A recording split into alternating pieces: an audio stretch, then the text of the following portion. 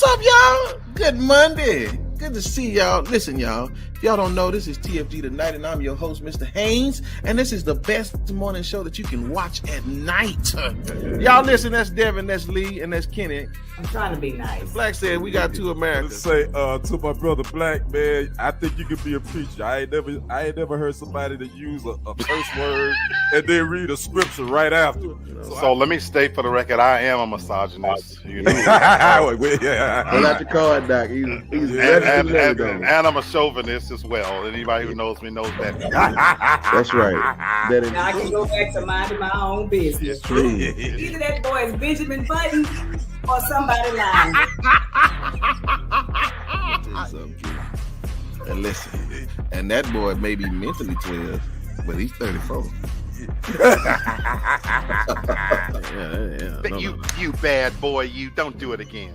I'll let Black articulate a little bit better than that. Nope. Okay. Never mind. It's good for the soul. It's like medicine, right? Yeah, for real. That's all I gotta say. I wish I had one of them applause buttons too, like that.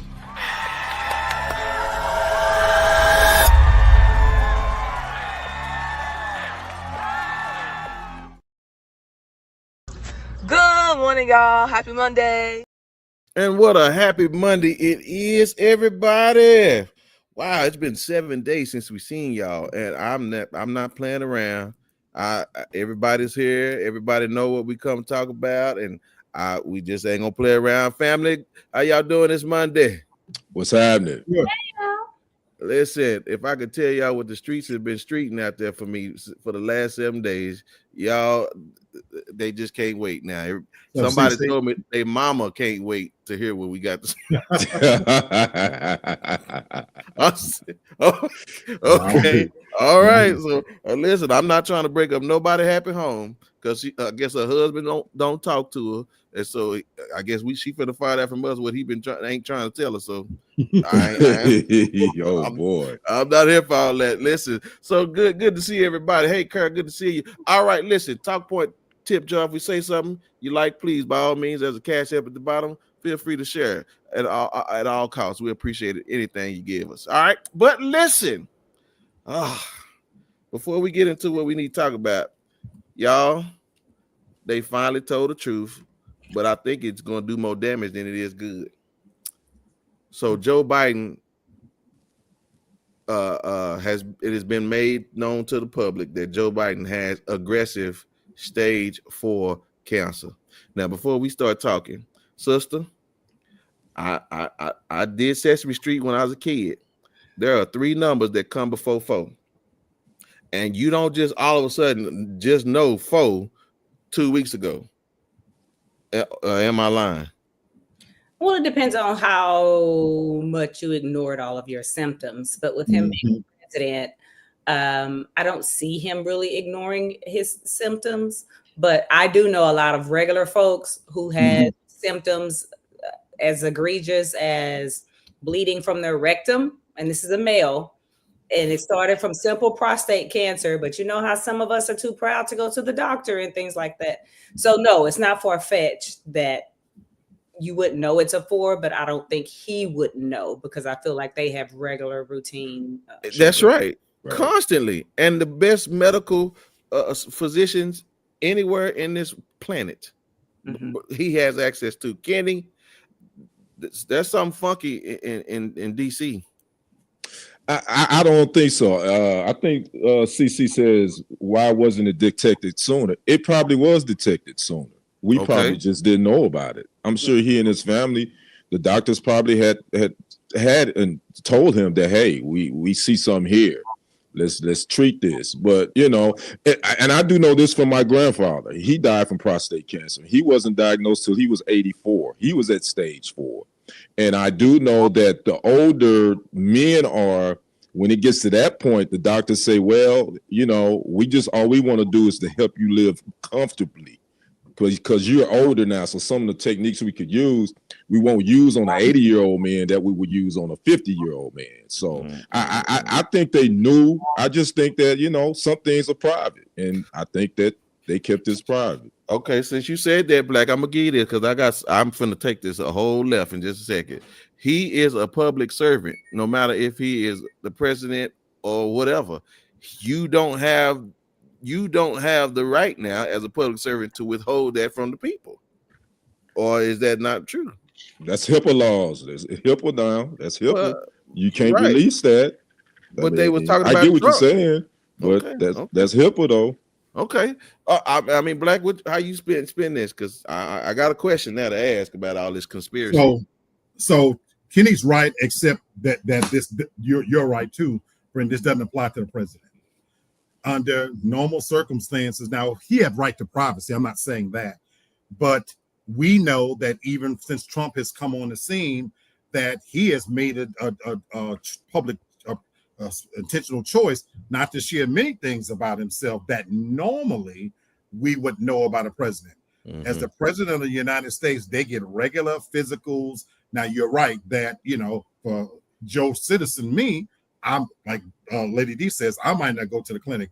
His health, especially at his advanced age, he knew, but I have a different theory. Not only did he not know, I think it explains a lot of his behavior in the last year where his legacy was at stake and he was so intentional of wanting to be front and center, and he did not want to remove himself. When I think about this now, there was a demonstrative shift in his approach to what he wanted to get done because his legacy is at stake. Mm-hmm. And I believe that, of course, he knew, but to Kenny's point, right to privacy, I don't want to share this with the public. I don't want to be seen this week. And then somebody posted in the thing, that the implications of him winning and what it would mean if he died. That's right. Hold on. We finna get there. We finna get there. Yes, sir. So, but wait, this is my thing with y'all about this moment, right? Because in all honesty, here's the truth. Like, if y'all recall, people were saying some really weird things about Biden back in the day that wasn't making no sense. He gonna need to be in a wheelchair. Barack and them coming out and George Clooney, they were like, even Nancy, their behavior concerning Joe running again makes more sense now that we know this information. Before then, when it was like, why y'all hating on this dude? They knew, bro, and they just wasn't going to allow Kamala to become president on one side or the other. There's no way, again, for a president to have that type of access that he didn't know, and then the fact that the way these people were talking, things make more sense now, because if he was going to die, had he won, she would have became president. I mean, sister, is that just too far to the left? Or I think so, only because the stage 4 thing. You know what I'm saying? Because once you reach a stage 4, it has gone to multiple organs, and because of how confused and everything he was, I'm wondering if it had actually gone to his brain, and that led to a lot of his confusion, which to me means he wouldn't have run anyway. He was going to back out regardless. But I'm thinking he was going to back out at the last minute, and it didn't give her enough time to prep. I think she was planning on, because I know this now, just being vice president again. And then it all kind of went left when they realized there was no way he could run. I see different, Lady D. I think had he been able to prop himself up, he absolutely would have ran. I just don't think she would have been his running mate. She was a lame duck vice president throughout his entire tenure anyway. He never wanted her. He really wanted Stacey Abrams, but America was not about to elect a fat black woman. And then he partnered up with Keisha Lance Bottoms.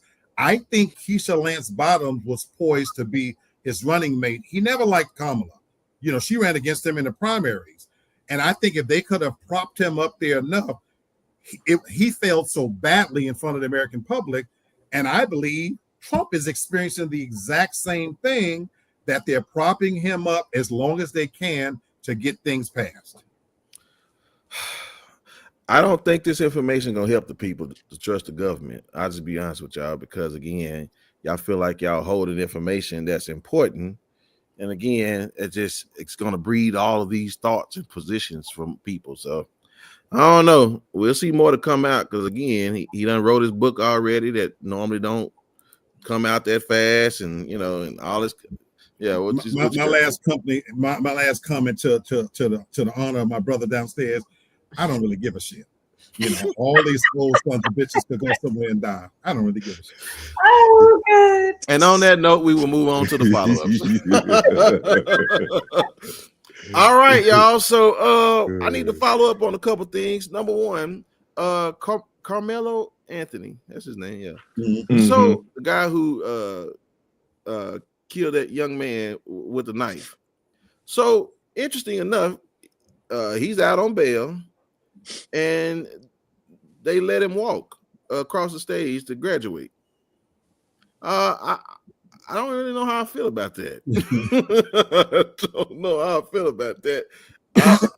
I didn't even know I needed to think about that. But I mean, Kenny, just first thought, the man that's going to be charged with murder, you know what I'm saying, and he gets to walk across the stage, I'm sure he didn't get a lot of claps. I'm sure he didn't, but if my memory served me correctly, Kyle Rittenhouse, the white gentleman, and I say gentleman loosely, that killed those innocent demonstrators in Wisconsin. Hell, he got off and he went and enrolled at Arizona State University to go to college. Yeah, but he got off. Yeah, well, I'm just saying, but he enrolled in school. Yeah, you know what I'm saying. So why can't this young man graduate? Yeah, and I'm not saying he can't. It's just weird to me, kind of. I don't see nothing weird about it. Okay, yes, sir. Me personally. Yeah, no, I'm with your sister. I mean, just first hearing that.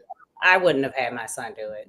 I'm going to be honest with you, because I just feel like I would be so worried about what's going to happen and what's going to be said while he's there, and the outpour.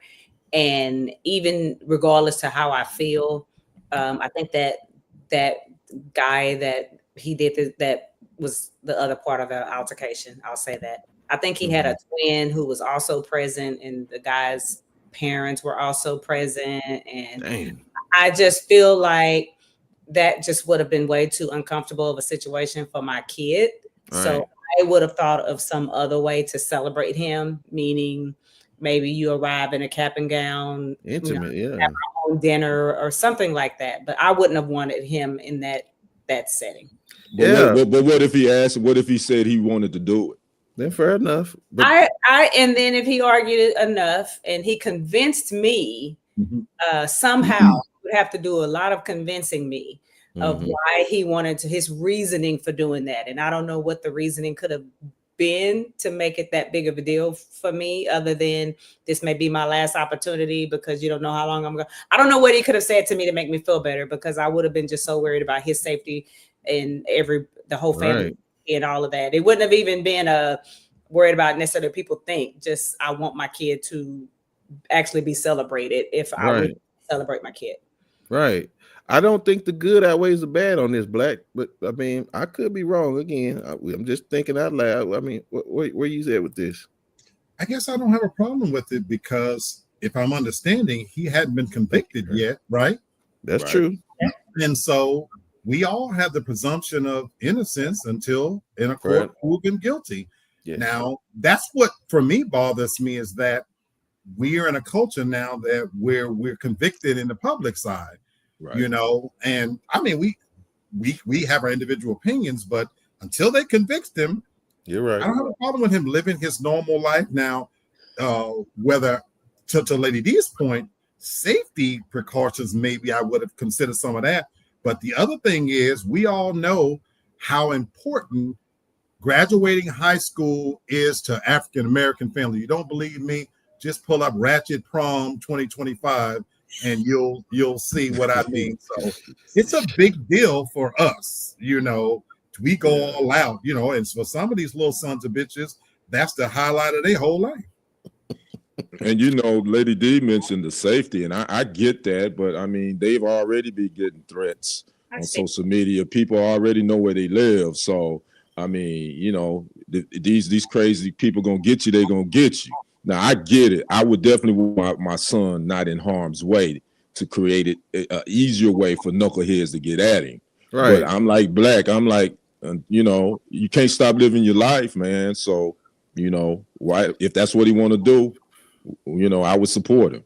Yeah, that's just me. Yeah, no, I can't weigh it to feel like, yeah, that I feel like unless it was some reason that I thought the school was supporting me or him, then I would say, okay, maybe if I was partnering and then the faculty is like, no, we want him to do this, then that's different, because that means y'all are going to make sure this thing is support. He's being supported. So, all right, yeah. So it's just different. Lee, you're spot on when you talk about innocent until proven guilty, but that is such a farce, right? Yeah, because that does not compute in no one's head, especially if you already have your perception about the situation. Right. All right, well, but great point. Secondly, Kenny, I'll let you speak to this. You know, the young lady in Tyler. We hadn't heard any much more information other than there's going to be some protesting. I believe that's right. Yeah. Dr. Candace Matthews, if you all are familiar with her, and Minister Cornell X, who's out of Houston, they will be doing a press conference in front of Tyler's police department this coming Wednesday at noon to hold this department. They want answers and they want accountability. Now, some information I did find out about Miss Brianna Irwin. She has a criminal record about as long as my arm, just to give you heads up on that. I don't know if that's long or short. Yeah. Oh, gotcha. It's pretty long, brother. Gotcha. But what'd you say, Lady D? I said he got a lot of arms. She got a lot of Oh boy.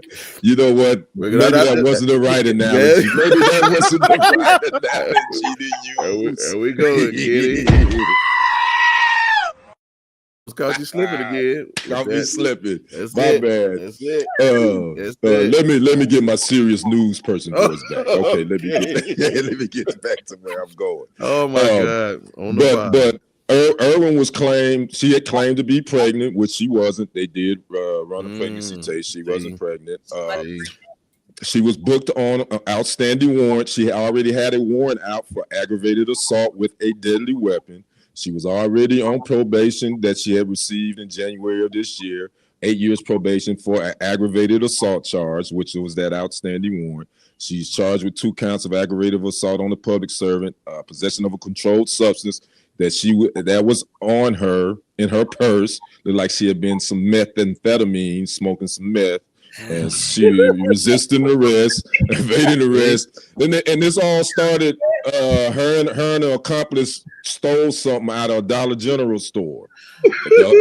They caught the accomplice and they got that person apprehended, but she decided to resist arrest. Now, the Tyler Police Department did release partial video of the body cam footage of the police officer. They only released partial. They didn't release the part where we saw him hitting her in the face. They only released the part up until you could see her reaching for his gun. That's the part they released up to that point. Then they wouldn't release the rest. So that's where we are with this Brianna Irwin story. Again, like Brenton said, I try not to react off of emotions. I always try to react off of facts and logic. And right now, this ain't looking good for this young lady. No, that's all I can say. No. And again, homeboy, you still don't hit her in the mouth. You know what I'm saying? Right, exactly. You still don't. Yeah. That's excessive force. No, that's still, he got to. But she pulled his pistol. So again, I'm gonna say the quiet part out loud. Oh my God, he deserved to sock her musty ass out. Yes, that was not what I thought you was going to say. I was ready for you to tell me she was 6 months pregnant and was about to graduate from college the next week. And what? And kids at the Go police. No, unfortunately, Lady D, I wish I. Meth addict stealing something for $1.25 from the dollar store. Like, I wish I could have been the bearer of better news, ladies and gentlemen. But unfortunately, I'm not.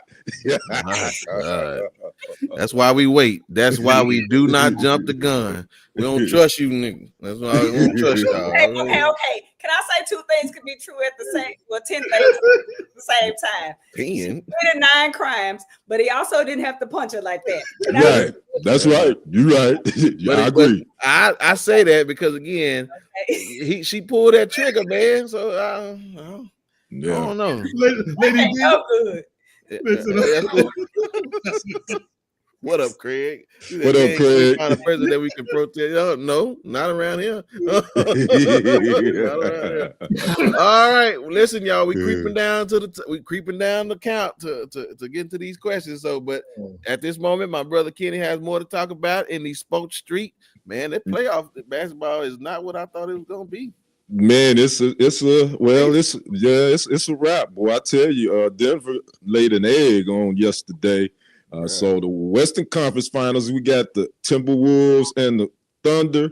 On the Eastern Conference side, we got the Knicks and the Pacers. So we're going to have whoever wins it. This is going to be the first time. Yeah, this is going to be the 7th different team to win a championship in the last 7 years, by the way. Wow. So much for the dynasties in the NBA. I think the Golden State Warriors is probably the last dynasty that we're going to see, and that's a wrap. Yeah. But let's talk about the WNBA. The ladies tipped off their opening season on Friday, and Saturday we already got social media, god dang it, going nuts with their commentary on the Angel Reese, Caitlin Clark situation. If you missed it on Saturday, the Indiana Fever, Chicago Sky got it on. Chicago Sky, who Angel Reese plays for, got blown out by 35. Crazy. But what happened in the third quarter is what everybody been talking about. Caitlin Clark hard fouled Angel Reese.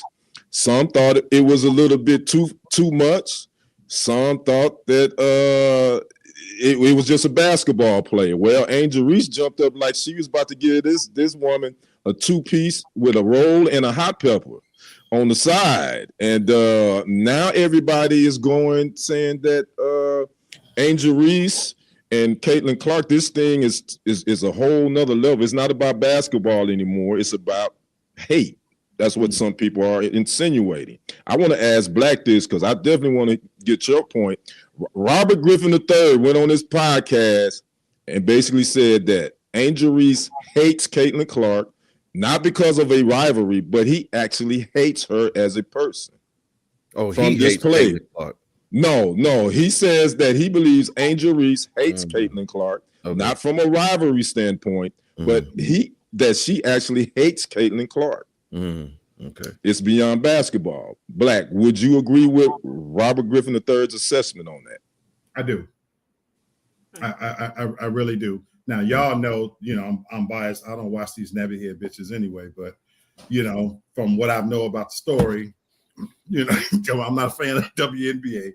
But following this story I did from her when she came on board, on a serious note, I think it's politically incorrect to interject race here, but I've seen it from the beginning. In my opinion, I think it's still there, and I think there is a deep resentment. I don't know. I won't go so far as to say hate, but I think there is a deep resentment and jealousy associated with, we built this league talking about Black women, and this white girl comes along and gets all of the shine, all of the attention.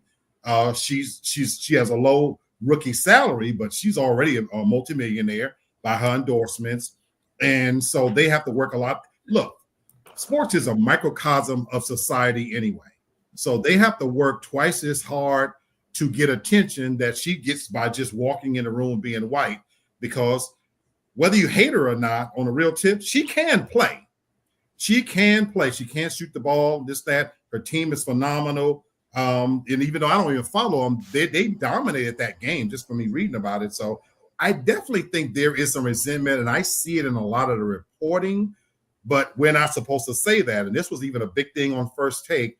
And this is where I got to hold my sisters accountable. You Black queens, some of you resent this white girl for what she's bringing to the table. And I think you're looking at it the wrong way. I felt that way then, and I feel that way now. All right. All right, brother Brent, I'm gonna ask you.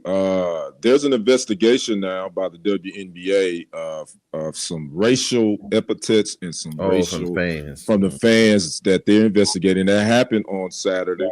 I did read. I don't know if this is the truth or not, that some fans were seen possibly having nooses in the stands. Don't know if that's true. That's just something I saw on social media. Hey, what's up, Demi J? Thanks for popping. Thanks for joining us. Should the WNBA be concerned about fans' decorum and the racial tones that they bring to these arenas, especially targeting Angel Reese? It's Angel Reese that's getting most of these targets, more so than any other the athletes. Yeah,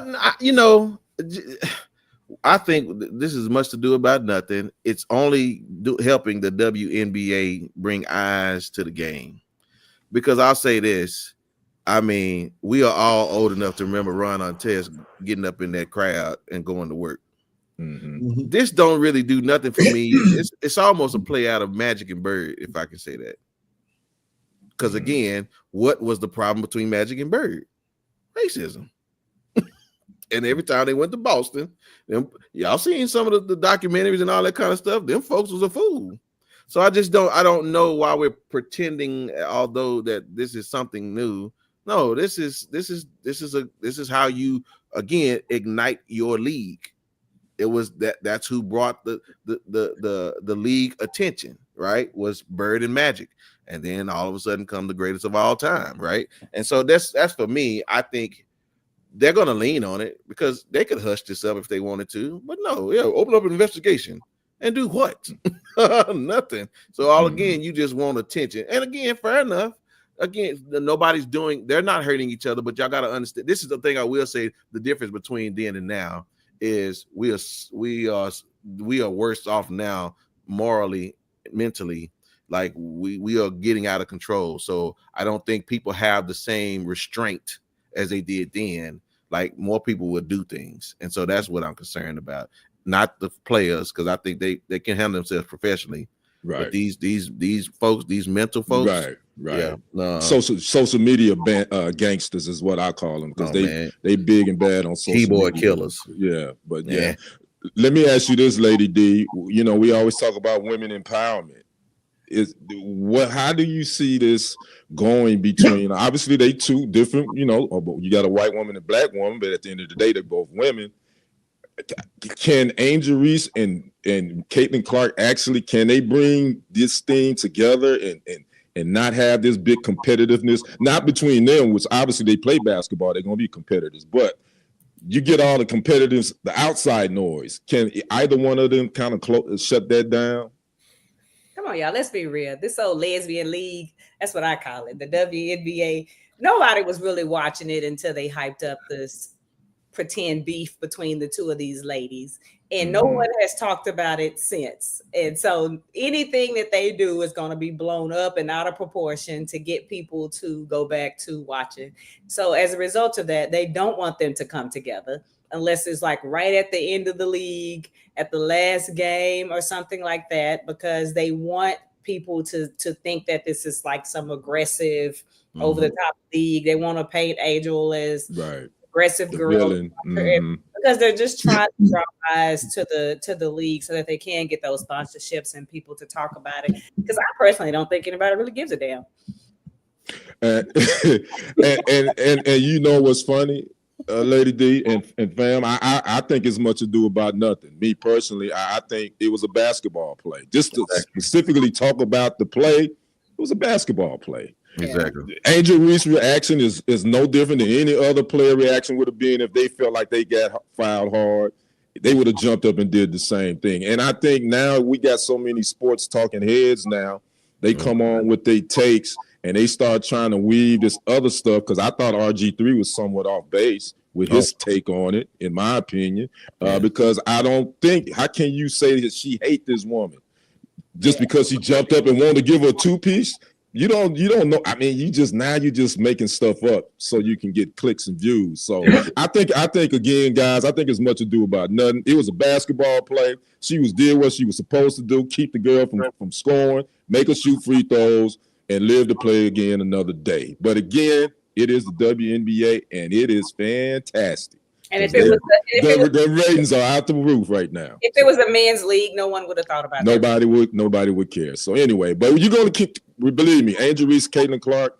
We're going to continue to hear about these two from here on out. So yeah, there you go. You're right. It's doing nothing but bringing stuff to the league. And again, I will also say it would have garnered different responses had Angel did it to Caitlin. Oh, definitely, no doubt. And it definitely would have. Yeah. And that's what I'm saying. So I feel like there's a calculation here again, right? Because you want more eye. And again, is the product getting better? Yes, the girls are hooping a lot better than what they used to. But again, they're calculating these moves because again, y'all can shut this stuff down if y'all wanted to. But one more thing. Yes, September 28th, Sunday Night Football. We come to Lambeau Field South. Packers at Cowboys Sunday night. Lambeau Field South is going down, baby. Hey, y'all gonna be sick of me that week, Cowboy fans. Y'all might as well now. Y'all go ahead and get off social media that week. But that's the day after my birthday. You better get okay. Well, I'm gonna give you you're gonna have a good birthday present, Lady D. You're gonna take this L as always at AT&T Stadium, better known as Lambeau Field South. We coming, baby. We coming. All right, Kenny. You're a little passionate there, but all right. Oh yeah, y'all gonna get sick of me. All right, you're gonna get sick of me. All right, I'm excited. I hope we're doing our picks again this year. Yes, we are. We're gonna do those. That's good. Okay, well, Carl, I'm just gonna comment to you, Carl. I really don't care about keyboard killers. That's why we ignore them here. Because if you come on here and you coming on as Samson, the stupid 576, that ain't your real name. I want to know what your mama said, and then you can just come on the show. Because listen, I takes all the smoke. But you can't stand behind that keyboard. Now come on up here so I can look at you, and then I'll talk about all the flaws you got with you that your mama gave you. All right, so anyway, here we go, y'all. Drum roll. Y'all been waiting. I don't know whose mama's waiting to hear this. This is my disclaimer. Whatever your husband did, we have nothing to do with it. Right. I can answer that. You didn't have to ask AI. You could have just texted me. I mean, why? You're an expert or something? Because they breathing. See, y'all already getting started. All that empathy last week. Where's it? I know, right? Where's that at today? Right. All right. So if you don't follow the show, y'all, we did Why Did Women Cheat last week, and as we promised, we were gonna do it this week. But then we have a third installment in 2 weeks because if y'all don't know, Monday is a holiday, and I know Devin forgot, but she'll probably make up for another week. She just use it as a floating holiday to take off another Monday. So. Right. But here we are, and at first I was a little disappointed with AI because it kind of seemed like it was taking the same approach as it did with the women, but there's a little twist here, ladies and gentlemen. And so I just want to ask this question before I get into AI. Do y'all think that men who cheat, or even women who cheat, is that a passive aggressive behavior? You don't think so? Okay. I don't correlate that to it. No, I don't think so. Okay. Well, Well, we'll see. It just pricked my mind. All right, here we go, y'all. AI. Men, like anyone else, may cheat in relationships for a variety of reasons. While individual motivations can differ widely, here are 3 commonly cited reasons that may contribute to infidelity among men. Number 1, emotional or physical dissatisfaction. It says many men cheat because they feel emotionally neglected or unsatisfied. Y'all remember y'all heard that about y'all two ladies, so y'all there should be some empathy going across here.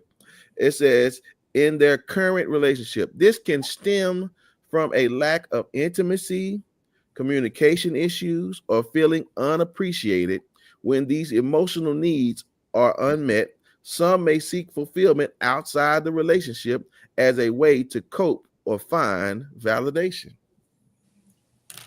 Sister? I agree. Oh, good. Okay. Look at Carol. No, come on. What y'all Already. doing? Look at y'all. I can be fair. I can be fair. I can Right. Good. Right. Because it Good. takes two, right? And this is Right. what I will say. Y'all got to get on them women, because if they not available for them dudes, then there ain't nobody they can cheat with. It just okay. I mean, True. okay, Kenny, what do you think about that? That's almost a I think given. I think that was fairly accurate. Mhm. I think it's fairly accurate.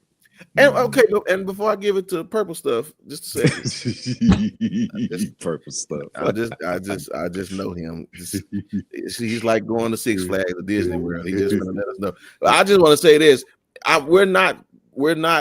I don't want you guys to think for one moment that a man that is habitual, that is very ugly towards his woman. This is not what we're talking about. There are some really raggedy dudes out there that just do stuff just to hurt women for no reason. So I'm definitely not talking about them. I'm talking about some real issues that stem from people making decisions, not the people who are being abusing their woman. Okay. Gotcha. So I just want to make sure that we're not on that page. All right, sir, you have the floor. I'm so glad you made that distinction, because I'm sitting here trying to process the reason why I cheated versus why other men may cheat. I think it's true. It could be both, but not so much emotional for me, more than physical.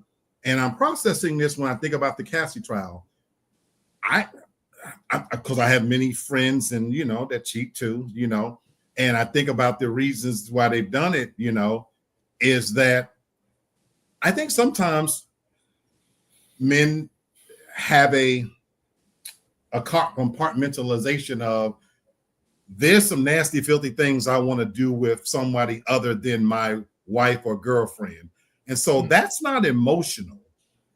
It's entirely physical, and it's more psychological, that I want my woman to kind of be chaste. I know it may even be unrealistic to look at it that way, but okay, I want to keep her over here, but there's some depraved things that I want to do, and I know there's bitches out there that's always going to be willing to do it. Okay, because you actually tiptoeing in some of this thing's thoughts. But let me ask y'all this for just a second. 100% I agree, Demi. For sure it is selfishness, 100%. But let me ask y'all this, because I spent some time thinking about this, and I began to think, what is the difference between cheating and having an affair? A big difference. Please, I would love to hear this. I couldn't wait to ask y'all this, because I want to know. I want to use what Black just said about how he wants somebody to slut out because he can't slut out his woman, right? That's basically what he said, right? He did say that. That's Absolutely. right. So the person he sluts out, he may not even know her last name or give a damn what her middle name is. Right. He'll probably see her again next week, and he didn't had some Thunderbird or whatever we drinking today. And we don't remember. I'm thinking about that because my mom used to drink Thunderbird back in the day, so I was making fun of her on Mother's Day. Me too. But so you may not even remember her. But an affair, that's who you were talking about a minute ago, when he's feeling deprived and needing that reassurance and like that. Now that's the hoe that could be a problem. Right. Interesting. So you're saying the only thing that separates cheating from having an affair is the emotional tie. Yes. In my opinion. I agree. Kenny said yes too. I agree. Okay. I agree. I agree as well. Really? Mm-hmm. Okay. So one can last longer than the other? Yeah. Because it's an emotional. The affair is that's probably gonna really be a full-blown relationship to a certain extent. But I would also call an affair like if you hooked up with the chick you saw in the mailroom. I would also call that an affair because you're seeing, her. You already have an attachment to her. So I would call that an affair more than if you went on a guy's trip and you fell up in some stuff.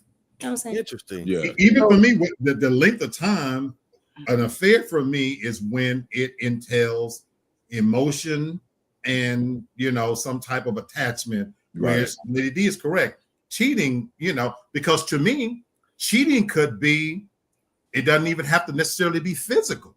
Right. You could cheat on your mate by crossing a line. You know what I'm saying?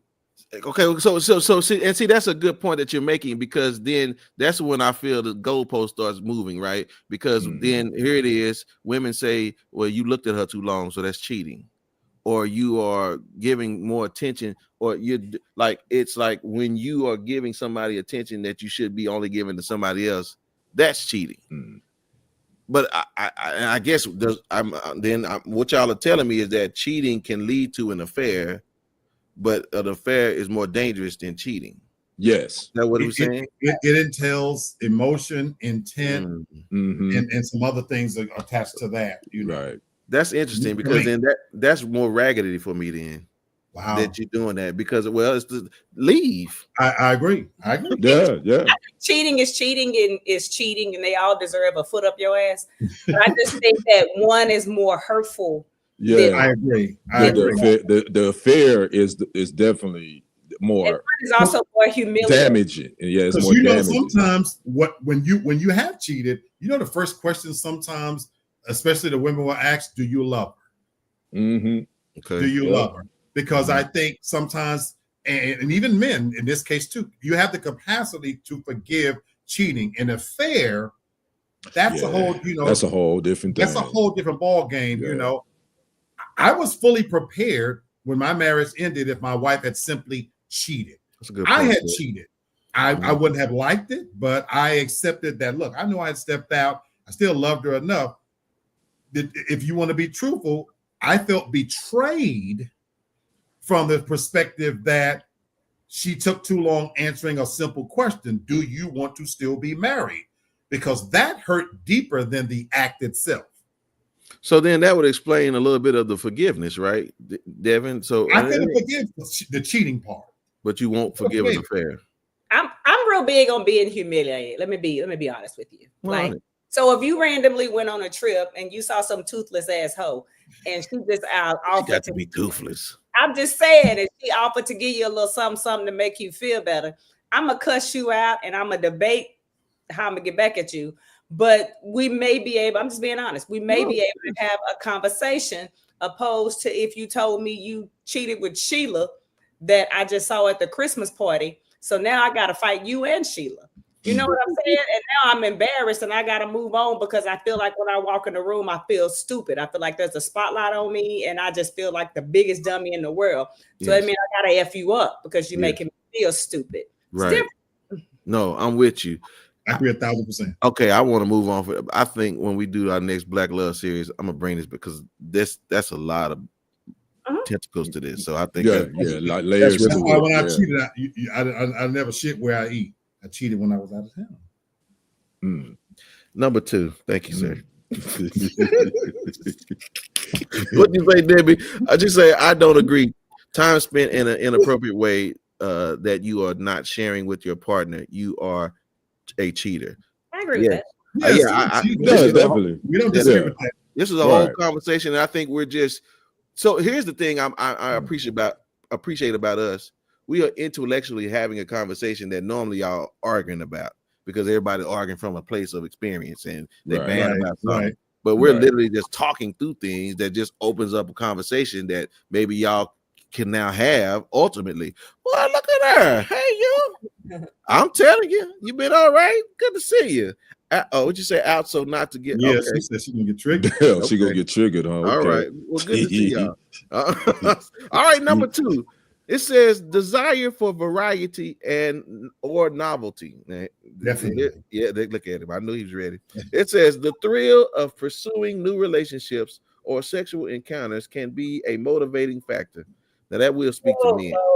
You know what? Let me just say something. I'm gonna cut your ass out, because this is where I have a lot of problem with dudes. Because you know what y'all asses do with y'all stinking asses? You find that nice church girl because she's so nice and sweet and innocent, and who ain't gonna do much, and she ain't gonna put your thing in her mouth and nothing like that. You nasty bastard. How you gonna ask me to do some shit like that, right? But then you feel some kind of way because now you want the stinky hoe to come blow on your balls and blow on your booty hole and all that other stuff. So now you got to go cheat to get all these other things fulfilled because you wanted that nice, wholesome church girl who ain't, you know what I'm saying, who gonna act right. That's the problem. When if you would just get the nasty hoe to start with and turn the hoe into a housewife, you might be happy. And then I go so okay. Yeah, men don't think like that though. No. And I'm gonna tell you why. I'm gonna finish because she stopped me, so I'm gonna finish. And this is really interesting. So, lady, I'm gonna show y'all some game because I ain't got nothing to hide. I'm 20 years in. This is why I felt y'all don't understand why playing a game like the Xbox or the PlayStation, why that is such a competitiveness, almost like him giving attention to a woman. Because what this just talked about, this motivating factor, the game is the challenge, right? And so this game that this thing is talking about, the desire for novelty and variety, it's the same thing. It's our competitive nature. Is it immature? Yes, it is. But I'm telling y'all, if your man is on a game for 8 out of 24 hours, he's cheating on you. And again, because he's trying to fulfill this desire to compete. And again, so I don't want to get too far off in that. So what she said, what she talking about, sis, I got you. Oh, okay, no problem. Y'all can have them. Yeah. Okay, it says some men may seek out infidelity as a way to experience excitement. See, the adventure. That's also in a video game, or new experiences that they feel are lacking in their current partnership. This desire for novelty can sometimes overweigh their commitment to their partner. Lee Black. I agree, but I don't disagree with what Lady D says. I truly don't. You know, but I think, and Neymar, I don't disagree with what you're saying. We do think with that little brain versus the big one sometimes. But I think as men, sometimes we're visual. Mm-hmm. You know, I have a business. I don't even know it's sometimes. It's always. Yeah, we're visual. Mm-hmm. There is a reason why when you go in a store in retail, they put all the impulse buy items right there at the register. Correct. Because that's their last. You know, you went in there, you ain't thinking about buying gum or buying a soda, a 12-ounce soda that costs $1.69 or $2, whatever it is now. But in that moment, and so. A man could go out and buy a brand new car. We love it to death. And for a week, we rub on it. And then here come the 2026 model rolling by. Mm-hmm. And we love it as well. That need for variety, something shiny, something new. And ain't nothing like new pussy. Ain't nothing like it. All right. Calm down, sir. It has that new car smell to it. You know when sir. You first buy that new car and it smells good? Yeah, it has that new car smell to it. Kenny? I almost had a joke for you, but all right. I don't know if I've ever. I'm just telling you what I heard. I don't know. I'm just telling you what I heard. Okay. That's what I heard. Okay. And again, this speaks to a very undisciplined man. And again, because we are desiring our fleshly things. And so again, that's why pornography and the club is so enticing to men. Yes, because we are visual. So I agree to that. It's again, is it immature? It is. What'd you say, Demi? But we are the hoes. Right. Hey, Demi. Hey, yeah. There is a double standard. I don't agree with the double standard. You're right. And that's a whole other conversation for another day. So you're right. Okay. All right. Number 3. Now, I found this very interesting. It says opportunistic behaviors.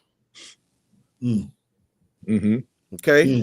It says in some cases men cheat simply because the opportunity presents itself. Lord. That's it. That's it. Lord. That's the home run right there. Yes, Lord. Yeah. Thank you. But that's what I'm saying about the ladies. Ladies take the same opportunities, right? To be with a I'm gonna disagree with you on that one. Why? Okay, come on. I'm gonna disagree with you on that one because in all seriousness, women get off a dick pretty much from the point they turn 13, right? And a comedian joked one time that every time a man is being nice to a woman, he not offering to carry your groceries. Chris Rock said he offering you some dick, and it's true in the sense that a Lady D could walk out the house with her hair looking like a rat's nest, and somebody still gonna approach her, hey sweetheart, blah blah blah blah blah, and so their opportunity is always there. Yeah, it doesn't go. There's, to your point, there's some toothless bitch right now who hair short as a pig's ass, and somebody still want to lay down with her, you know. But we have our moments. Even the finest looking guy, we have our moments where we wait. Our brains process it real quick. I call it the George Costanza effect. When is this bitch gonna come my way again? I'm in the club, and for whatever reason, right now, she feeling me. She You ready tell to me that go women right, don't act like right that. now. But they have that opportunity so often, it doesn't right. mean as much. Right. That's just, I'm just giving my I hear opinion. you. It doesn't mean as much. I definitely agree with Black. I think women were grown. They grew up having to like beat dudes off, trying to get them some penis. That's just something. I don't like you. That's just something they have the opportunities, but they have a little bit more what I call self-discipline and self-control. Can I say that men don't. Maturity. It's Yes. a maturity thing, It and is. it's actually thinking about your partner before you think about yourself. Correct. Yeah. You think for one goddamn minute that I don't see a man on a regular that I could swallow up quicker than my goddamn husband, but I would never let him know it. I would never let anybody else know it. I would never cheat on my husband because I would never hurt him like that, because I know how it would feel when he did it to me. And I don't think that 30 seconds of gratification is worth the possible consequences. I think men in the past never had enough consequences for cheating, and we've almost normalized it in society that a man gonna be a man. Bullshit. Very true. True. Bullshit. If we start normalizing cheating and start normalizing consequences and self-control, because Black could be married tomorrow, cheat on her with every hoe in the apartment building, and it's gonna be another bitch waiting the next day to scoop his ass up because she thinks she better, and what was wrong with that hoe where she couldn't keep you. It's the truth. All the women in the building.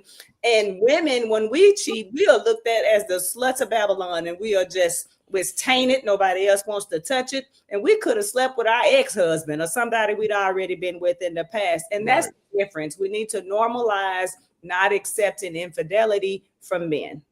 No, I agree 100%. Nothing she said. Straight facts. Nothing she said it was a lie. And that's the reality of this world, right? It's Black has always not said fair, but it's the truth. Misogyny. It is. Yes, it is at its root. That's what it is. And again, we'll never fix this problem because there's too many different type of thinking of people.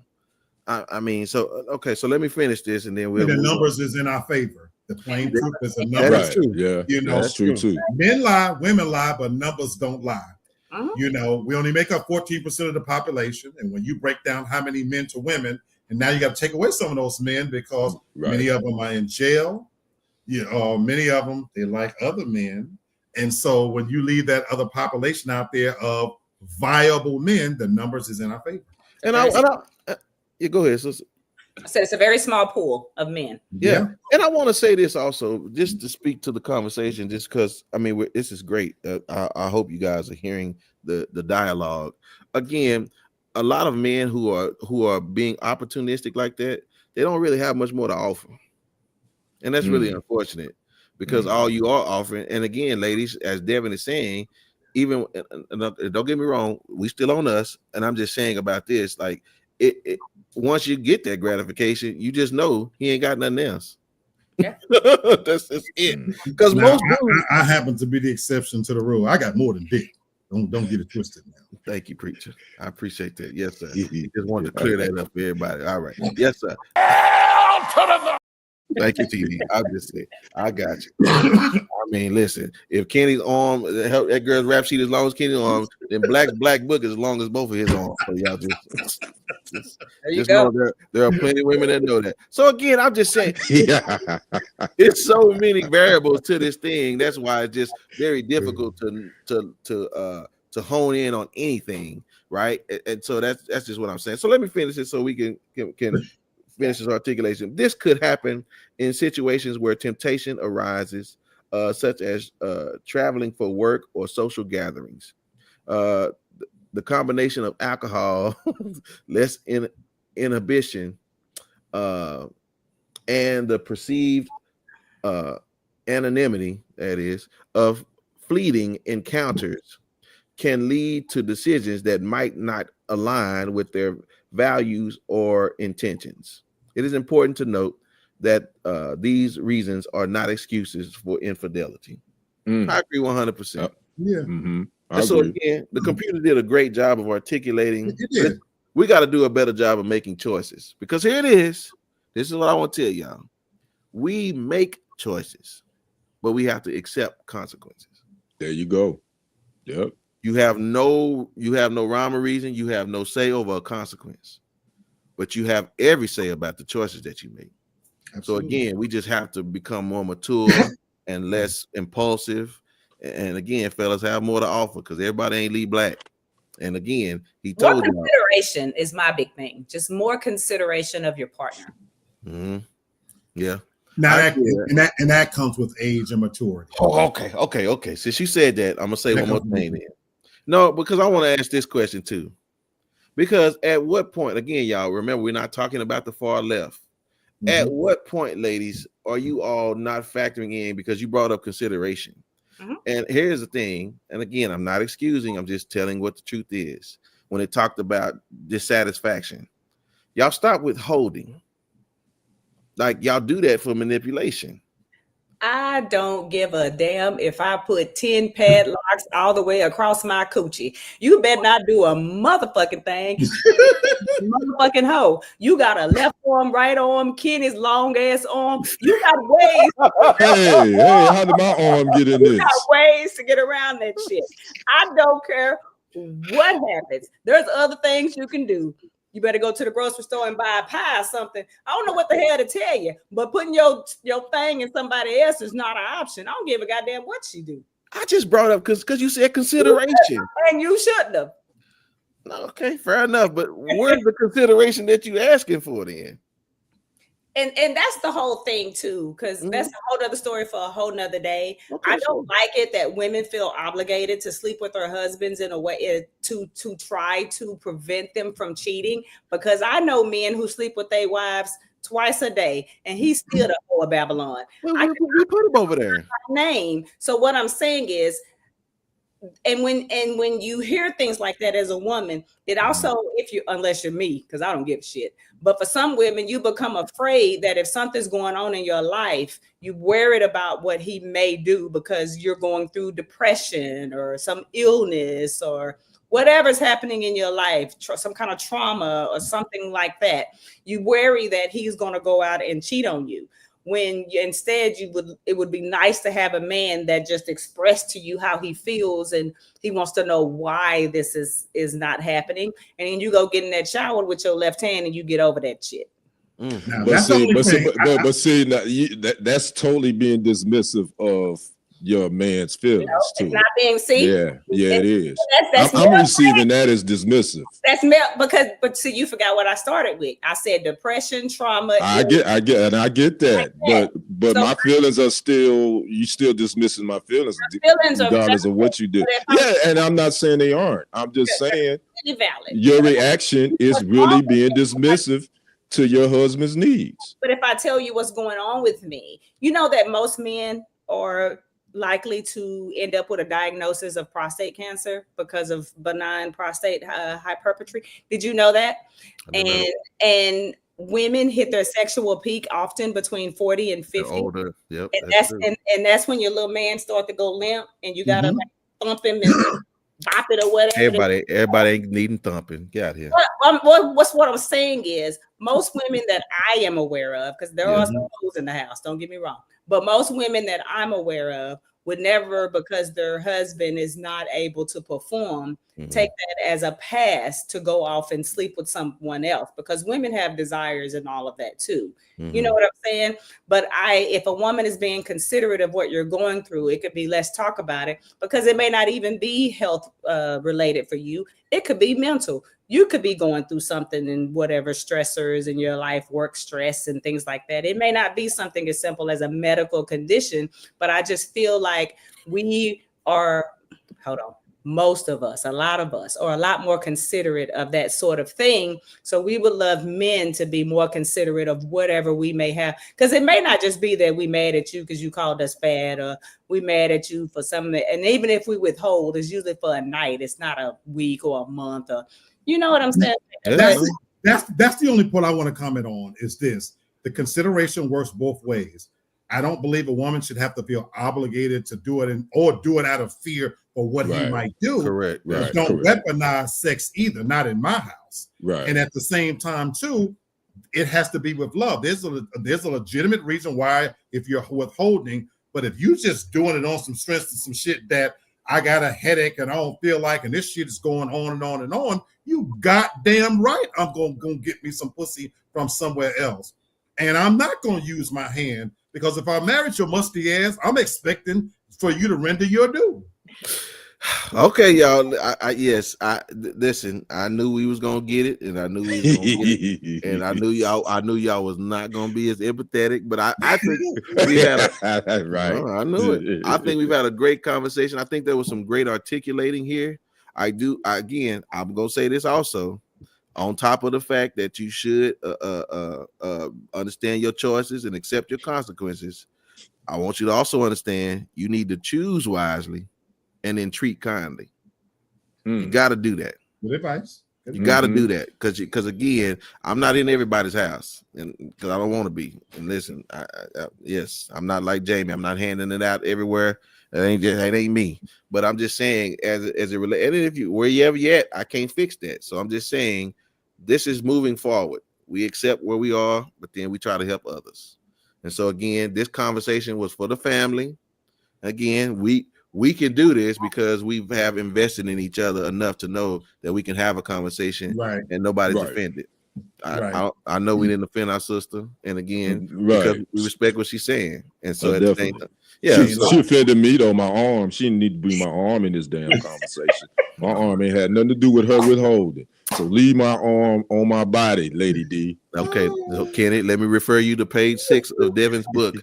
Hurry up and get over it because she ain't got but 30 more seconds.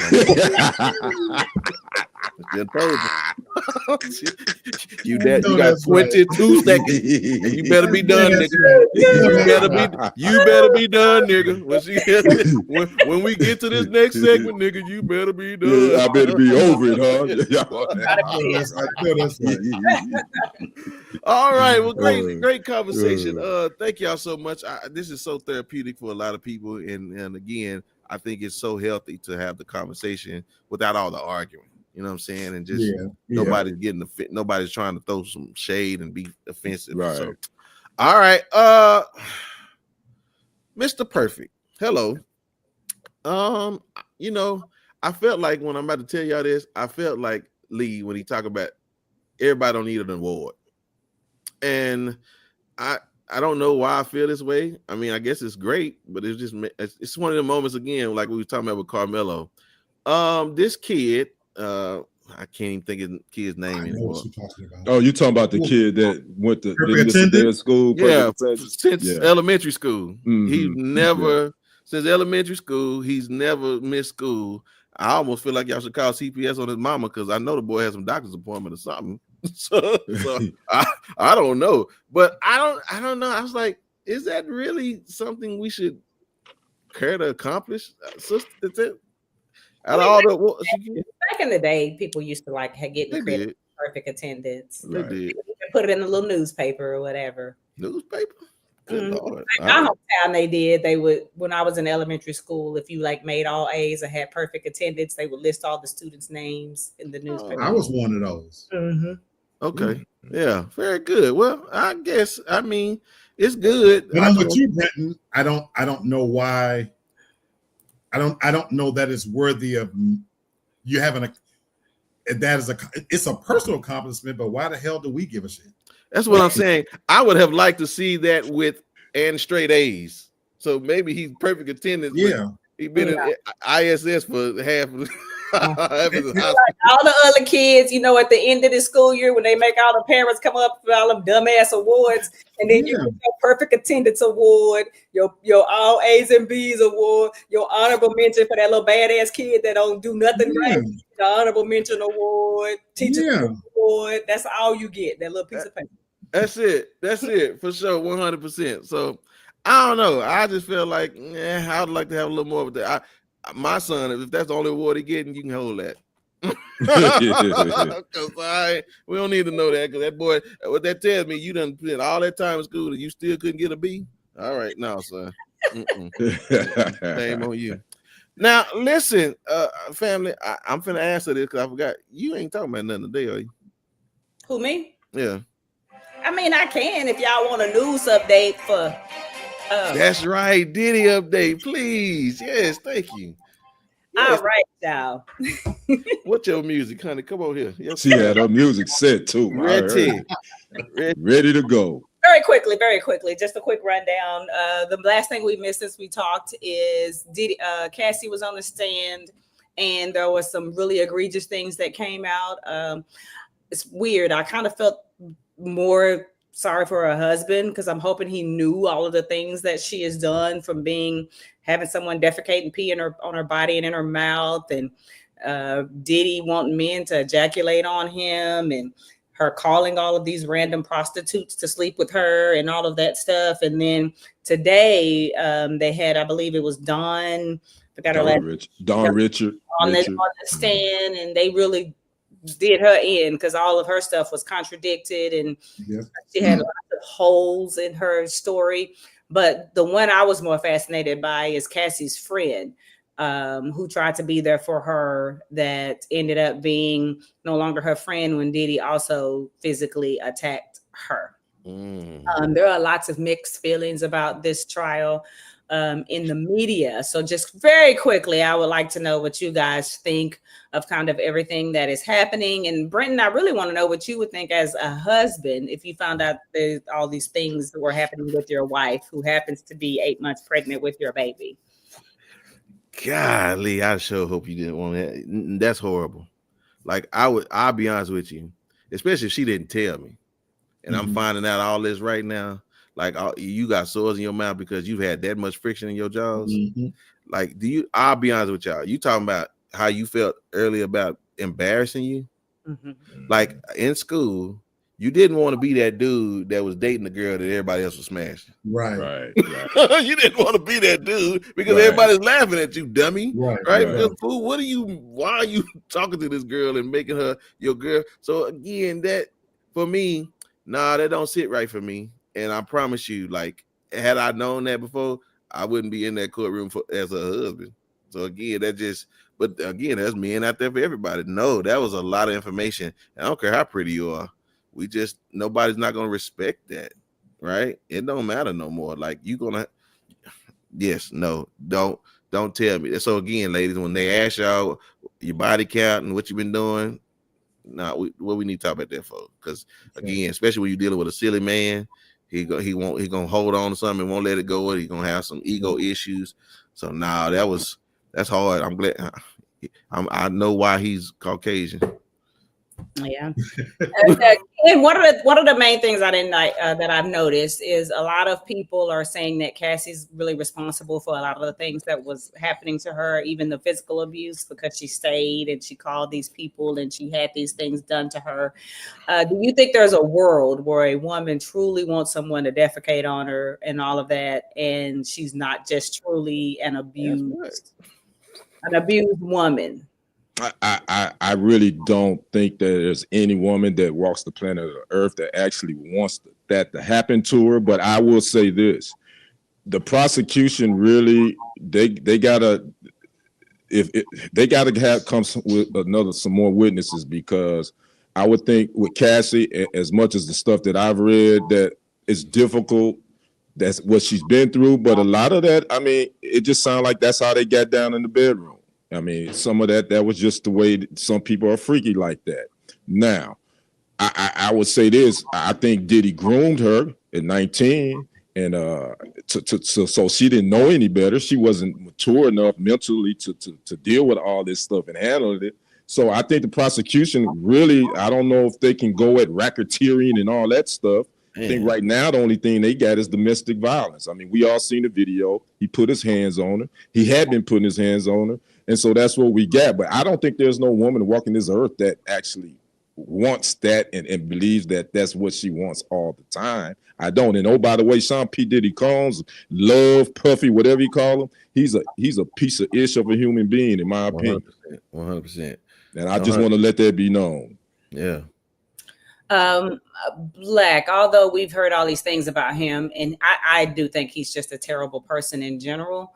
And I know that they have his children in the courtroom to make him look like a family man, and I understand what that is.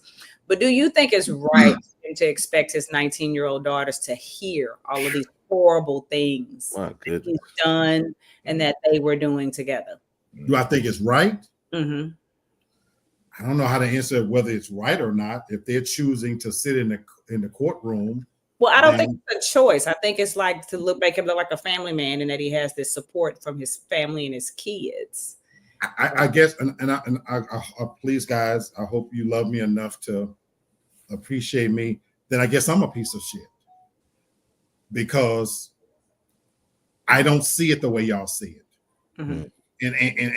And I'm not joking in any fashion here. I don't agree with what you said, Brother Kenny. I love you to death, but I know that there are women that want that level of the degradation done to them. I've done it. This is not something that I'm bragging on. I got out of the game because it got too nasty for me. That's deep. I am a bona fide freak. That's deep. But it evolved to a point where I couldn't handle it. Wow. That's real talk, y'all. So I'm in a world that maybe y'all are not privy to. But if you want me to be brutally honest, I'm sorry. I just left a celebration at the Signa Hotel on Saturday night where this is real. This is everyday life. This notion and idea that people aren't doing that level of activity is just not true, folks. I took my fat black ass home because I am no longer into that life. Mm-hmm. And I'm passed over because I don't engage in that anymore. Mm-hmm. But the reality is there are people that I'm not nasty enough for them at this stage. And I really hate the idea that he groomed her. Was he more mature than? Absolutely no doubt about it. But I object to the fact that you want to be mature enough to be in these streets and engage in activity when it's convenient to sign contracts, to vote, to drink this, that, and the other. But then you want to retroactively say that I didn't understand what I was doing. All I've learned from this whole encounter is they engage in some freaky shit. But oh, by the way, folks, I haven't heard anything that I haven't experienced or seen done. They did it at a grand scale because he has a mansion, he has money. So you want to call me a nasty or whatever in the case? I'm a broke, regular dude, and there's nothing that I've heard so far that I haven't been a part of. Now, I wouldn't do that with somebody I love and respect, but bitches that I set out, so you want to victimize the word freak off, we called it something different. You want to say baby lotion is something wrong? That's nothing criminal. And in my day, we said, I'm going to set this bitch out. We're going to set her out.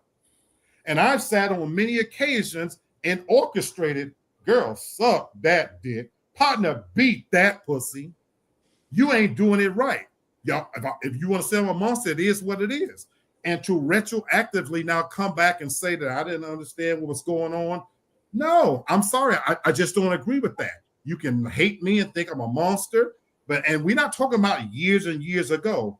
I'm sitting here today because I left a party just on Saturday night where it got too nasty for me. That's real.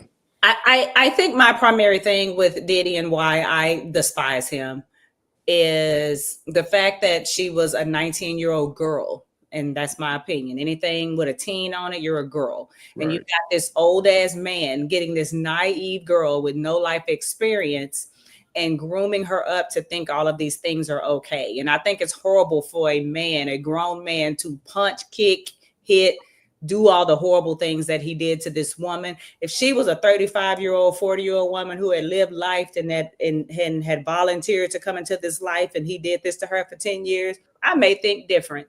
But the fact that I feel like a lot of people like Diddy, we all know, use their money and power to get these naive people who want that lifestyle and feel that these are the things that they have to do and tolerate to keep him. Let's just be honest.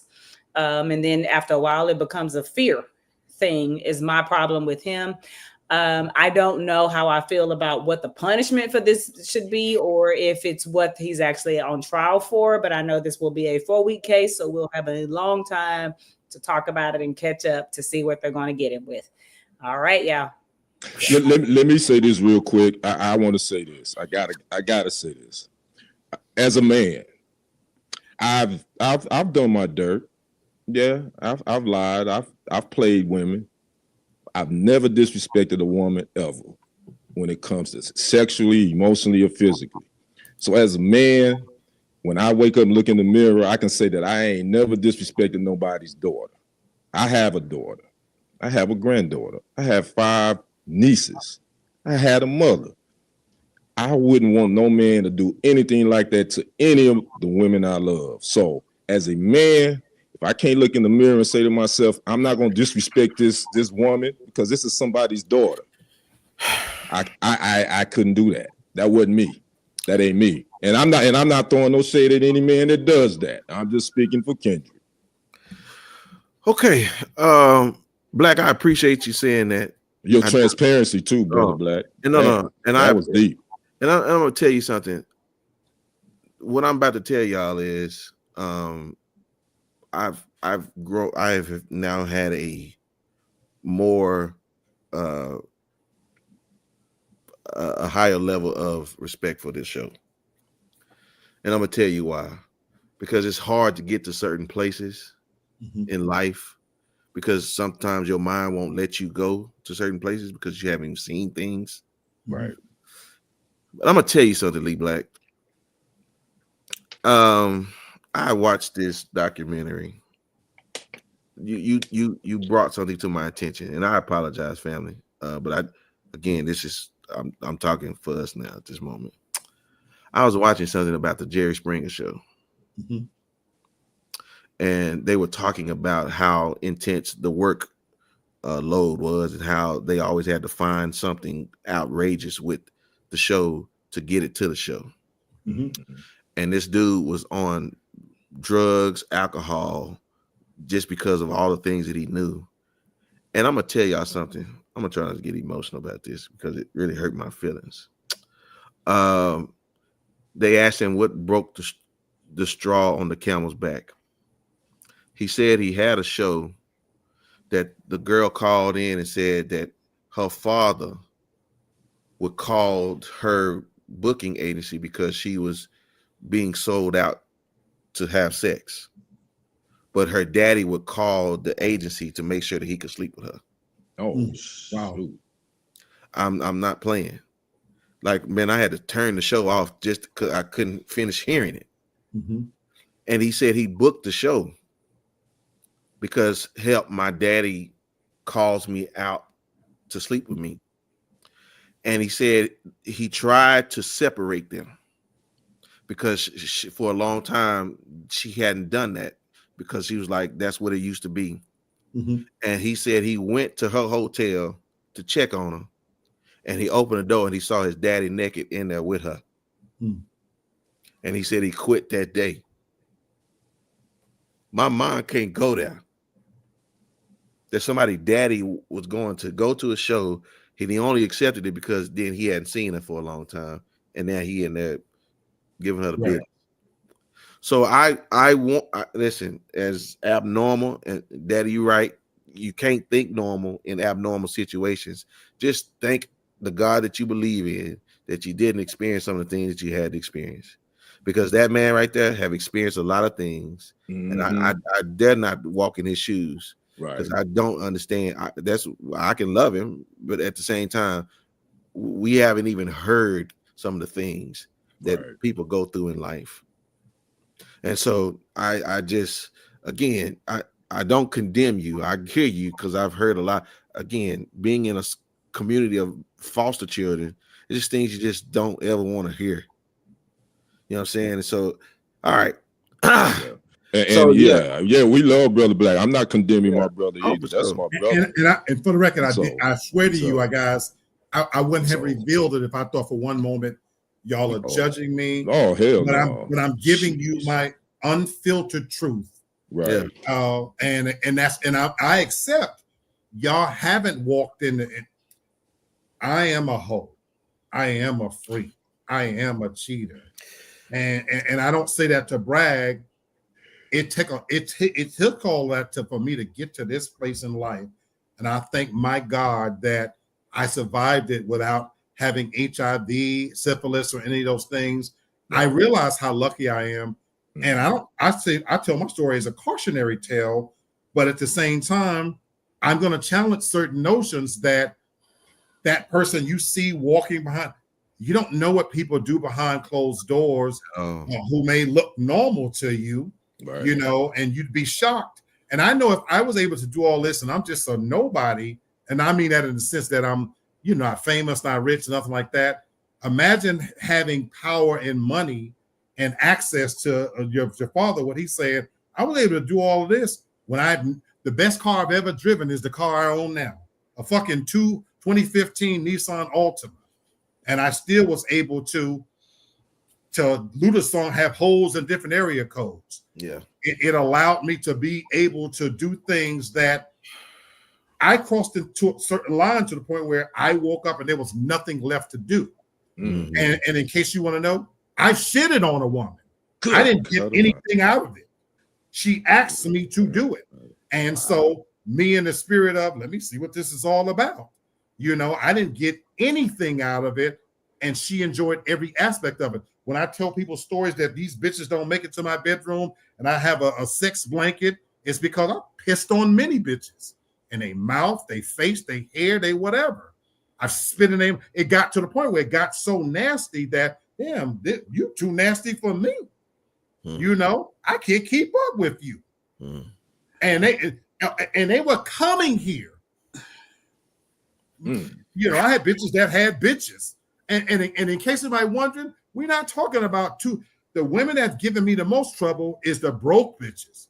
I'm talking about women that are teachers, that are nurses, that got badass houses, BMWs, and they prefer to come in. I wanted to cook dinner. They didn't come for that. They came for the freak session.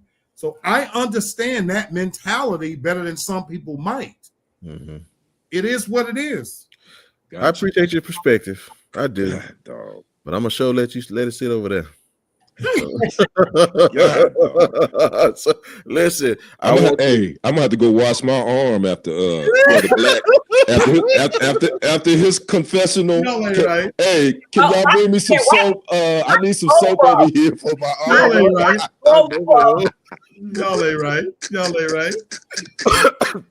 So whatever safe you opened up, you put that right back, that Pandora's box back in that safe, and I don't see it no more this year. So if you never heard Lee Black, this be the only show you hear him really well, because we ain't going there ever again. You hear Brother Black on this old platform. You really want to hear it. You go to Real Talk Real Bed. It's going down. He ain't wearing that shirt because that's my therapy. But Kenny knows that's my therapy. I know, right? Yeah, I know. You know, I know. All right, let me quickly get through this because it's like, I promise you, and look at you, your head already gone. All right, so listen, when should size really matter? And again, for all you dusties, ain't nobody talking about that. Again, that's what y'all get. That's why I did it, because y'all minds always going there. I want to know the size. What is most important to you? A size of a person's hustle, a size of a person's compassion, maybe their domestic abilities at home, or their ability to make money. When does size matter to you? When is it most important for your relationship, and what needs to be big in that person's life? Oh, that's a real good question. Yeah. So for me, I appreciate the fact that my wife has a very large size. Pause. Booty. Hey. Got a big old booty, don't she? I will. I'm grown, so I can do it. No, she is very thoughtful when it comes to I don't want to say pampering, but she sees after me. Like she makes sure, you know what I'm saying? She look after her husband. She's concerned about me. And she's very big on that. Like she wanna be around me. right? She want to know what I'm doing. She want to, matter of fact, it's so bad. She talking about we gonna die together. Now, I don't know how she know that, but that's what she says. And so I found that's a nice size that matters to me. The fact that she has so much energy for me and for what I'm doing, I like that. So hopefully that set some clarity for y'all. So when does size matter for you and the person you are with? What is it that needs to be really big for you in a relationship? For me, I can say there's two things. I think, and you touched on it with one of the attributes your wife has. I want whomever this wife or whomever my life partner will be. I'd like her to be very attentive to me and really, and Black has heard me say this, really gets Kendrick, really gets me. When I say that, you know all the little quirks and everything about me, and you can read me. And you can probably finish my sentence before I finish it myself. So I definitely want a woman that's like that, because I'm gonna be like that for her. So yeah, very good. Yes, and that's exactly what it is. It's an attribute. Now I will say this. Now, when you take all the good, you gotta take the bad with it too. Oh yeah, no doubt. Yeah, I get that. Yeah, she will cut me, and I'm So again, I love her. So that's why I stay out the gutter. All right, Lee, sister. Oh, thank you. Ladies first. I actually you named the attributes that I want in a spouse, the way you were talking about your wife. I had got to a point in my life that those things that you named, that's kind of what I seek out in a partner. I realize at this point in my life, I need for him to like me and for me to just like him and enjoy being around each other and just kind of look out for each other. I literally met my husband on like a dating site, and I remember one of the things that I put on there was I was seeking a partner and someone who knows what that really means. Okay. And so it's very similar. Okay, good, and I'm glad you're getting that. All right, Black, can you come back from the other side of the abyss? Absolutely. I've always been attracted to relationships I've been in, wife and girlfriends. I've had a few, believe it. I've been in relationships. I'm attracted to somebody who has a great capacity to grow. For me, I'm very much an individual, and I'm drawn to someone who respects that and they have their own individuality. I like somebody who's very different from me. I need that. So everybody I've ever been in a relationship with, they're almost the polar opposite of me. I'm a drinker, they don't drink. I'm a night owl, they go to bed early. They read, I like music. And what's made relationships work for me is when that person continues to grow. I'm very encouraging. What do you want to do? For me, the relationship gets stagnant when you think you've got it figured out. And that's what ended my marriage. We thought we had figured it out. And we weren't mature enough to recognize that a marriage or a relationship, for that matter, is a living, breathing entity. And I've learned that now at this stage of my life, that the moment you stop working at it, then you're actually moving backwards. So I'm attracted to somebody that's always looking to grow. And even in an individual way. I don't have to like everything you like, and I damn sure don't expect you to like everything I like. But I respect that you're continuing to carve a lane to be a better person, because mistakes are going to happen. I don't like to argue. I don't like to fuss. I'm okay with you being able to do your thing. I don't feel a need to talk to you every waking moment, to check in, all that type of stuff. We damn sure ain't going to dress alike. I like for my women to be able to do their own thing. I like to be able to miss you a little bit, to know you're doing something different to keep me excited. Man, very good. I just brought that up because I knew we were going to be talking heavy, and we kind of got even heavier than what I thought we was going to get. But at the same time, I just want people to know, you got to know what you want. Yeah. And then when you don't know what you want, you need to kind of look and figure out what it is that you do want, because if you get somebody that don't meet your needs, then you're going to be dissatisfied. And we just talked to y'all about why people cheat. So it makes no sense to do that, and you be in a relationship and you're not getting your big things taken care of. So get your big stuff done. Size does matter. And unfortunately, I ain't talking about what your clown's talking about. All right, fantastic. All right, y'all. Listen, he gave a lot in the tank today, but he got a little more, y'all. It is Monday morning. Talk to us, brother. Monday morning, and I'm gonna keep it relatively short. I know my brother got to go do his thing, but I hope this is a message of hope. I tipped my hat a moment ago and told you what I was doing this weekend. I attended a pre-graduation ceremony for two young men that graduated from Morehouse College. And it was phenomenal experience. It was housed in the Signa Hotel, the Hilton, beautiful surrounding. And the mother had spent these two young men, they were roommates together, and they were graduating. And this affair was like no other. It was the elite of the elite here in Atlanta. Absolutely stunning. They had to spend $20,000, $30,000, wow, on this setup. They had, you name it, they had a lamb, this, that, and the other. The all you wanted to drink, far as about all this was paid for. It was stunning, and all you saw was this high-end cars, this, that, and the other. Why am I calling this Monday morning? These young men, the official graduation was going to be on Sunday at 9 a.m. So I was invited by one young man, his mom, and she invited me, and I went. So we know that we're in the midst of graduation season. Here in the month of May is graduation season. I talked about it earlier, how important graduation is for Black families. And I'm literally going to do a show on ratchet prongs because I'm fascinated every year the lengths and extent to which Black people in particular go to show how proud they are of their little sons and daughters getting that high school diploma. But I'm going to tell you guys something. This is a message of hope. Do you know that Monday morning is the most indiscriminate day of the week? And I heard this in a graduation ceremony one time where the person said, for those of you out there who accomplish whatever that graduation is, whether it's high school or college, celebrate yourselves. You have an accomplishment. Go out and have fun. You've really accomplished something. But you know what he said in his overall message? He said, Monday morning is coming. And for those of us that work, we know that no matter what happens on Monday, it starts a new week. And so for these young people that are accomplishing something that they've worked hard at, be it a high school diploma or college education, I want to share with you guys as parents, to share with young people, and for anybody who might watch this, Monday morning is coming.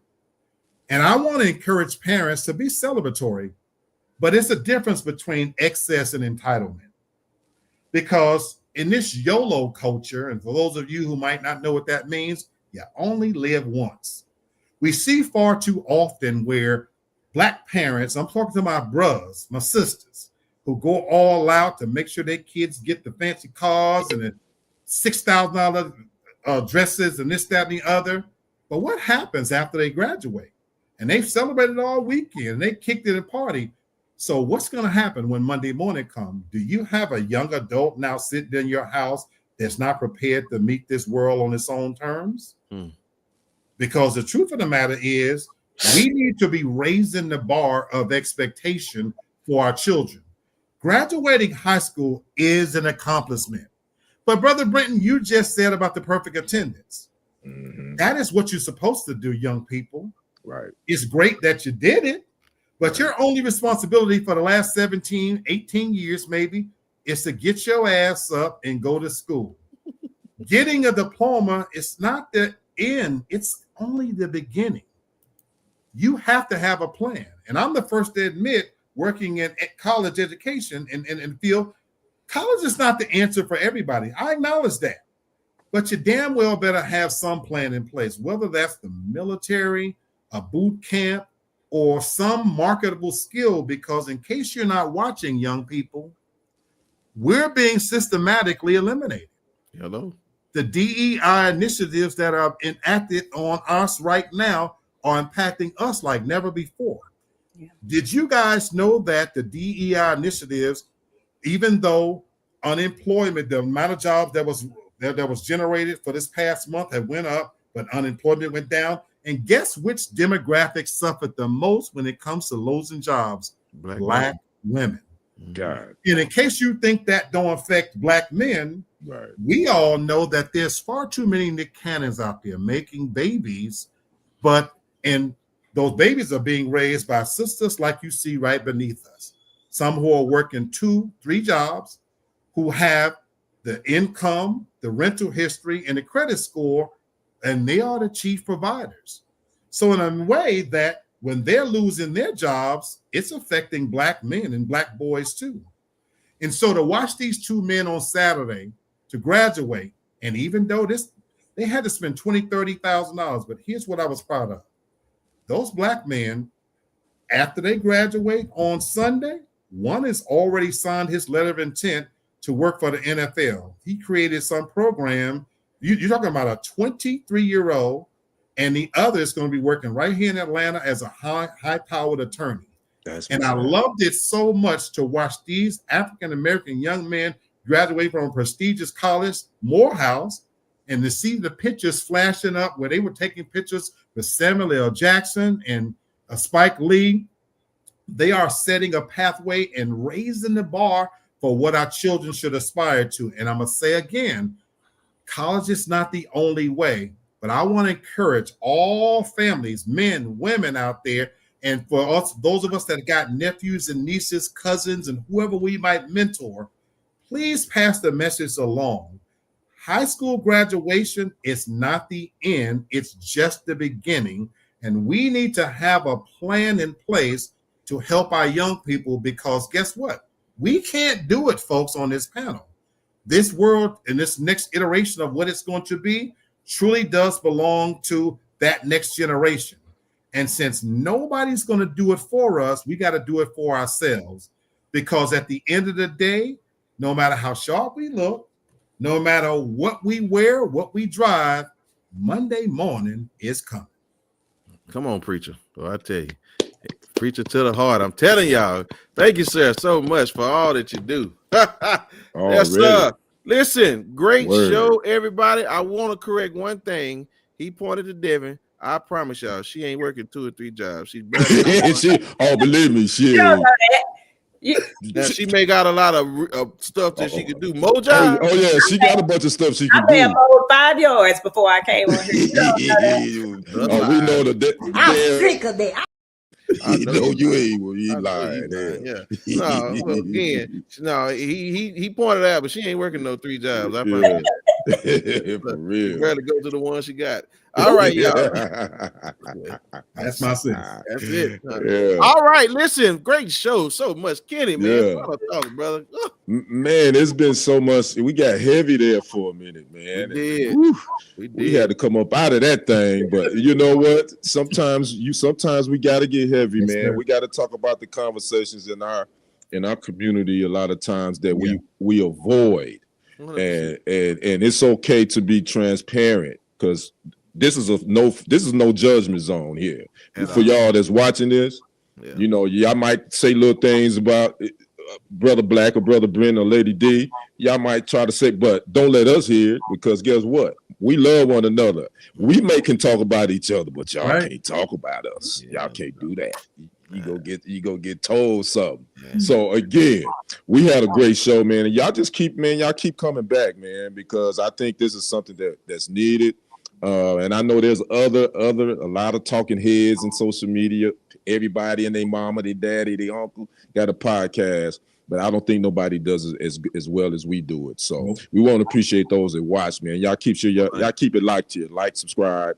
Make sure you share this to all your social media platforms. That's my final thought. Thank you, sir. Listen, Nihar, good to see you, man, for sure. Always good to see you, Nihar. Yeah, y'all bring some new faces in, but it's okay. All right, sister. Great things. Appreciate you. Come on. I love this show because it gives me more than one perspective on things. Like, I feel like I walk away so many times thinking like about things from someone else's perspective. I'm still going to be me, but I can still look at things from the viewpoint of other people and go, oh, okay, that makes more sense to me now. Well, okay, I get that now. I still will always call you on your bullshit, but I get it now, and I can at least be open-minded and consider, you know, what other people feel or what they think. And I've learned a lot today. Believe it or not, I've actually learned a lot. But what I wanted to leave on is prostate cancer is the most common cancer for most men. And it's a very slow growing cancer. It's usually diagnosed after 65. And a lot of men, especially Black men, will end up with prostate cancer at some point. However, it's usually very slow growing and it doesn't affect anything and you don't need treatment. But with that being said, I want to say, because we were talking about a stage 4, and is that normal? And I know a lot of older men who have been diagnosed with stage 4 prostate cancer because they ignore it until it goes somewhere else, until it's in your bladder or your lung, and that's all it takes for it to become a stage 4, for you to think you're just having pain or discomfort and you don't do anything about it. So I want to encourage men to just be honest with something that's going on with you and try to get a regular checkup if you can, even if it's lab work, because sometimes those lab values can be abnormal and then they can encourage you to go get your prostate checked. So that's what I would like to encourage you to do. Okay, thank y'all so much. Appreciate that, Lady D. Appreciate that. All this positivity. You got something? Lady D, you will be proud of me. I literally made an appointment on my own, and I get regular prostate exams, but Dwayne Wade a couple of months ago, I had a slow urine stream and got tested, and so it worried me. You know, I won't. Y'all know I can easily do 2 at TMI, but it's been on my brain so much that I literally set an appointment, and I've been very diligent about setting all my appointments this year because I had promised myself that 2025 would be where I would prioritize my health. So I thank you for saying that. And I'll add to that, we need Black doctors. We need medical professionals who understand who we are and our background, our culture, what we eat, our diet, things like that, because that's important. So I thank you for saying that and reminded. On my lasting thought is this, of how much I appreciate this platform, because this is my therapy. You know, I'm on stage every day and I'm fighting that fight every day from the DEI initiatives in the company that I work for. And so I have to be on stage and be a different person.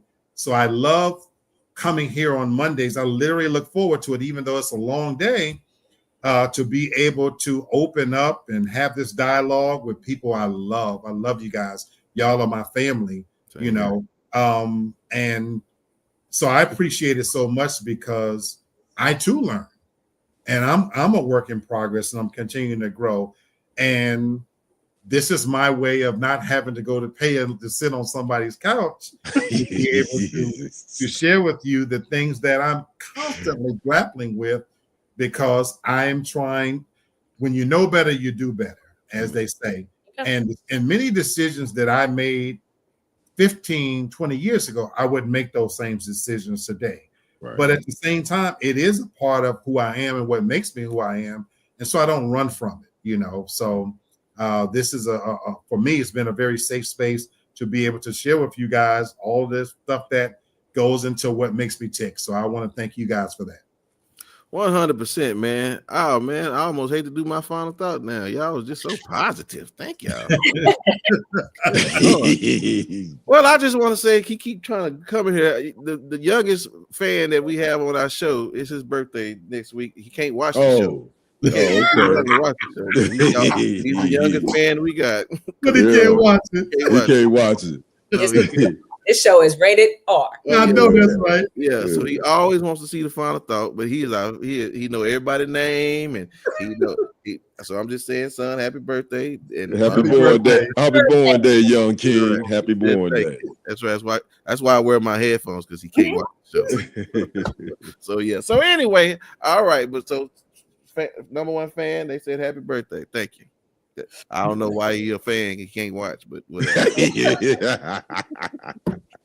All right. Listen, I have a quick question so we can get out of here. How would you say, if you've seen a person, or what would you say to a person that you see who looks dog tired? Have you ever seen a dog tired person? Yeah. What comes to mind? What is it about them that say, "Oh, you look dog tired"? Defeated. They look gone, defeated and depleted. Yes. Okay. Well, I'll say this: if I ever notice somebody who is dog tired, I think they would look something like this.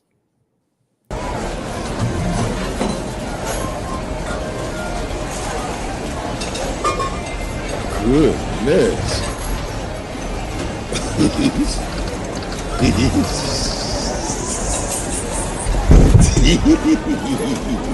King, what happened?